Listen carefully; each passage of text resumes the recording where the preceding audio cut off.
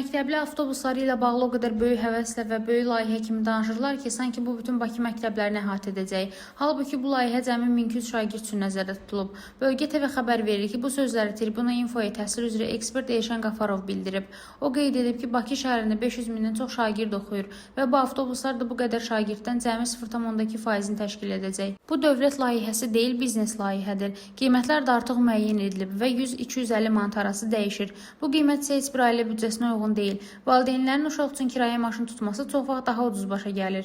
Bu da layihənin sosial deyil, biznes xarakterli olduğunu göstərir. Hələ o da maraqlıdır ki, bu avtobusları təşkil edənlər kimlər olacaq? Görəsən bunlar da Nazir Emin Əmrullayevin dostları olacaq? Mən hesab edirəm ki, məktəbli layihəsi Emin Əmrullayevin yeni biznes layihəsidir. Əgər həqiqətən şagirdlərin vaxtında məktəbə çatdırılması əsas məqsəd olsaydı, internat məktəblərində istifadəsiz qalan avtobuslar birləşdirilərək işə salına bilər və uşaqlar onlardan ödənişsiz yararlana bilərdi.